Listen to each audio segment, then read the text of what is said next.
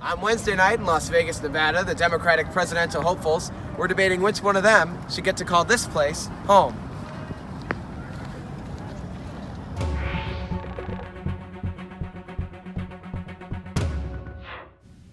Welcome to the Elected Show Las Vegas Debate Edition. I'm your host, Lou Gradle.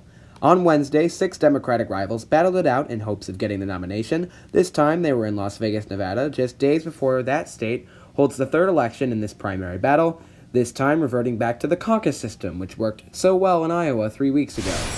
We knew coming into this debate that at least 5 candidates would be up on the stage: Joe Biden, Elizabeth Warren, Bernie Sanders, Pete Buttigieg, and Amy Klobuchar, and we were pretty sure that Tulsi Gabbard would not make it in this debate, as she hasn't been in a debate in a while.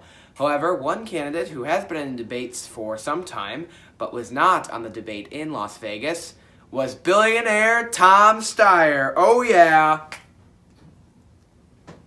I'm genuinely disappointed. But don't worry, because for you fans of billionaires, you got one.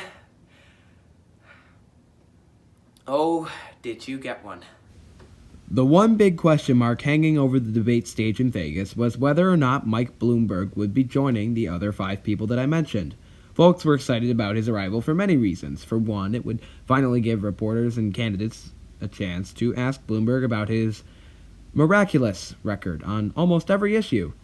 And it would just make the debate a little bit more interesting, considering that the best part of the last debate was Amy Klobuchar. So in all honesty, when Mike Bloomberg qualified for this debate, I was pretty excited. I wanted to see how the third place candidate in national polls would fare in his first time on an actual debate stage. So it couldn't be that bad, right? Right at the start of the debate, the Democratic rivals made it clear that they were not happy that Bloomberg was on the debate stage. I'd like to talk about who we're running against. A billionaire who calls women fat broads and horse-faced lesbians. And no, I'm not talking about Donald Trump. I'm talking about Mayor Bloomberg. I think we need something different than Donald Trump. I don't think you look at Donald Trump and say we need someone richer in the White House. Thank you. He didn't get a whole lot done. He had stop and frisk, throwing close to 5 million young black men up against the wall. Let's put forward somebody who actually lives and works in a middle-class neighborhood in an industrial Midwestern city. Let's put forward somebody who's actually a Democrat. Look. Yeah, all these critiques are right. He's been accused of sexual harassment by many women who've worked at his company. He defended stop and frisk, which is a policy that many consider to be racist. He was a Republican for a long period of time before he eventually switched to an independent and then later on to a Democrat. And yeah, he's super rich. Like, really, really rich. Now, because of his bad record, many say that Bloomberg is disqualified from running for president, and even that he's a spoiler candidate for the Democratic Party. But I'm sure he's ready to pitch a message of unity. Let's see what he had to say about the current Democratic frontrunner.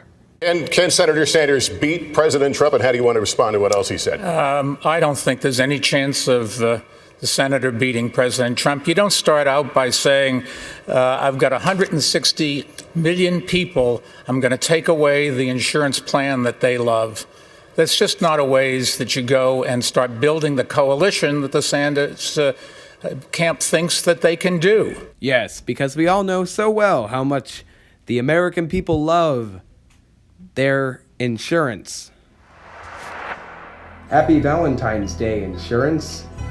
I got you something, and it's twice as much as any other country would pay for it. Cheers. There's nothing in.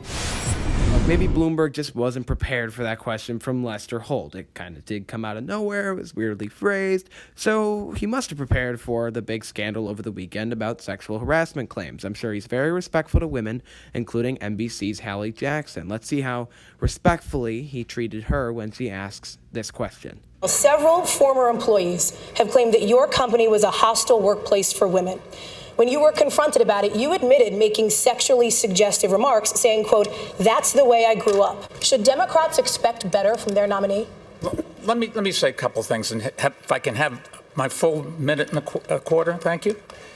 Yup, super respectful. Nailed it, dude. In all honesty, Bloomberg gave a really bad answer to that question from Hallie Jackson, never really addressing his own sexual harassment cases or his bad behavior in the workplace, instead pointing to how he's promoted women in his company and when he was the mayor of New York City. Elizabeth Warren actually summed it up pretty nicely. I've been nice to some women. So obviously Mayor Bloomberg wasn't happy about that takedown, but Elizabeth Warren continued to rip into Bloomberg for his record on gender. He has gotten some number of women, dozens, who knows, to sign non-disclosure agreements, both for sexual harassment and for gender discrimination in the workplace. So, Mr. Mayor, are you willing to release all of those women from those non-disclosure agreements so we can hear their side of the story? Now watch his answer closely, and you can slowly see the life drain from the Bloomberg campaign.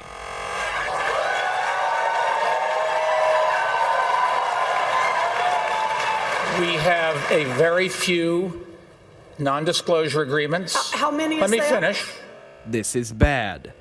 How many is that? None of them accuse me of doing anything other than maybe they didn't like a joke I told. This is very bad. And let me put, there's agreements between two parties that wanted to keep it quiet, and that's up to them. Oh, sorry, that was just the sound of $500 million Bloomberg dollars going directly down the toilet. On Wednesday night, even Joe Biden came alive and started attacking Mayor Bloomberg on the non-disclosure agreements. It's easy. All the mayor has to do is say, you are released from the non-disclosure agreement. Period. However, that wasn't the only sore spot for Bloomberg's debate performance, as he was confronted about 2015 comments he made about race by NBC's Lester Holt. This is how you describe your policing policy as mayor. Quote, we put all the cops in the minority neighborhoods. And you explain that as, quote, because that's where all the crime is. You went on to say, and the way you should get the guns out of the kids' hands is to throw them against the wall and frisk them. Hey, how's the Bloomberg campaign doing? What does that kind of language say about how you view people of color or people in minority neighborhoods? Well, if I go back and look at my time in office, the one thing that I'm really worried about, embarrassed about, was how it turned out with stop and frisk. It got out of control. And when I discovered that we were doing too many stop and frisks, we cut 95% of it out. Oh wow, that's good. So Michael Bloomberg discovered that it was wrong, and that was that, and there's absolutely no way to contradict him on... The reason the stop and frisk changed is because Barack Obama sent moderators to see what was going on. When we sent them there to say this practice has to stop, the mayor thought it was a terrible idea we send them there. A terrible idea. So wait, are you saying that Mike Bloomberg didn't figure out it was a bad idea? This idea that he figured out it was a bad idea. He figured out it was a bad idea after we sent in monitors and said it must stop. Even then, he continued the policy. Wow, that was bad. As a matter of fact, the whole night was bad. Bad for Bloomberg, bad for the Democrats, bad for pretty much everybody. And it's mainly because Michael Bloomberg is not a good candidate. But yet somehow he's one of the candidates on the rise. He may be in second place soon if Joe Biden keeps tanking the way he is in the polls. And let's not forget that Super Tuesday is coming up soon, and with Buttigieg and Klobuchar tearing each other apart and splitting the same amounts of voters, Joe Biden, as I said, doing pretty poorly in recent polls, along with Elizabeth Warren, who was not able to perform in New Hampshire, which is literally right next door to Massachusetts, the only two campaigns that have the money and the infrastructure to survive the 14 states that all vote on March 3rd look like the Bloomberg and Sanders campaigns. Actually, Mayor Pete Buttigieg emphasized this point on the debate stage.